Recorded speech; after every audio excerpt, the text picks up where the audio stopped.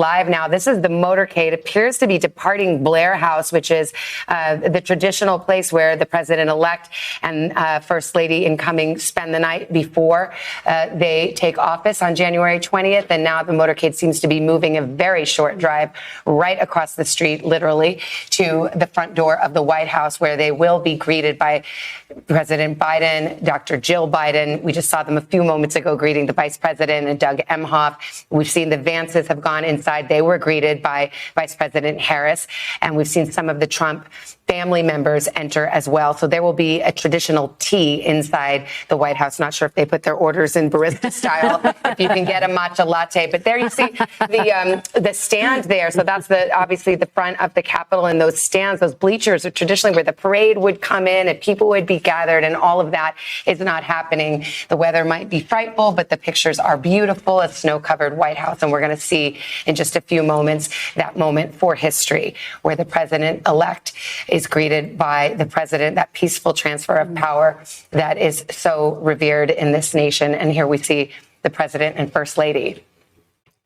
And Hallie, as I turn to you, I mean, we are going to see quite a consequential and busy first day. President Trump has said he hopes to sign so many executive orders and actions that his hand will grow tired. And let's think of it in a few different buckets here as we take a look at these live images coming in. A moment when tradition is really overcoming the personal animosity that you saw on the campaign trail between these candidates, when you had President-elect Trump questioning, of course, President Biden's fitness for office, questioning Vice President Kamala Harris's intelligence, et cetera. As we look at these moments, we are getting now some reporting. Think of it: immigration, economy, cultural issues. We spoke about some of the economic executive actions he'll take on immigration, ending birthright citizenship. That's not as easy as the signing of a document with a pen. That is an amendment, of course, that will require active Congress. You have to amend the Constitution. That's exactly right. So it would require, don't get me into it. Yeah, it's complicated. Legal untangling on that as we take a look here at this moment as President-elect Trump is pulling up to the White House the second time this has happened for him. And this is the transfer of power as we watch them walk those steps as they did 8 years ago. Then, of course, it was Vice President Biden.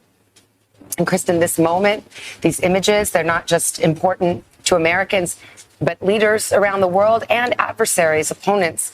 This moment where it really says in 1,000 words, this picture that this democracy is strong. The state of our country is strong. It's such a powerful image, Savannah, for that exact reason. And because particularly coming off of the wake of what happened 4 years ago on January 6th, the fact that you are seeing this tradition resume in this way. And this is very important to President Biden. And he's talked about this quite extensively. And President-elect Trump has talked about it quite extensively. They were both committed to making sure that this was a smooth transition of power this go around. And so we cannot take for granted what we are witnessing and the message that it sends to the entire country after this hard fought battle. And 4 years ago, we did not see That's this right. when it was President Trump leaving office.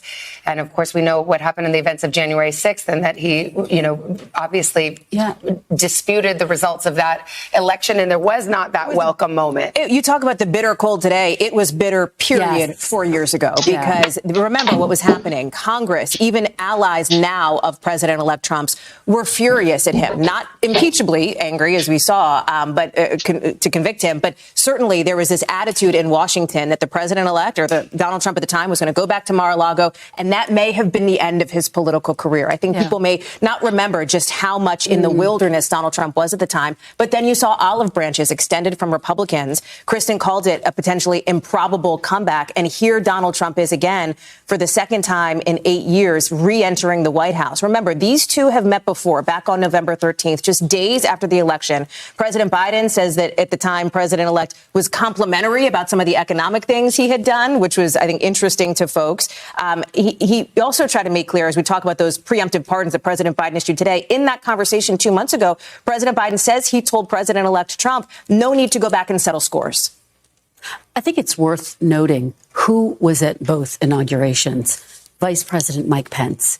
He went to President Biden's inauguration. He will be here today. He's in the Capitol. Ways equally significant. He just sent out a statement saying, today I will attend the inauguration of President Donald Trump and Vice President J.D. Vance at the U.S. Capitol. This is a day when every American does well to celebrate our democracy. He really believes that in his heart. Remember, there were people chanting, hang Mike Pence on January 6th. He didn't endorse ago. Donald Trump's candidacy. Correct. He was, of course, not chosen to return That's right. as vice president. So there's a lot to unpack here. And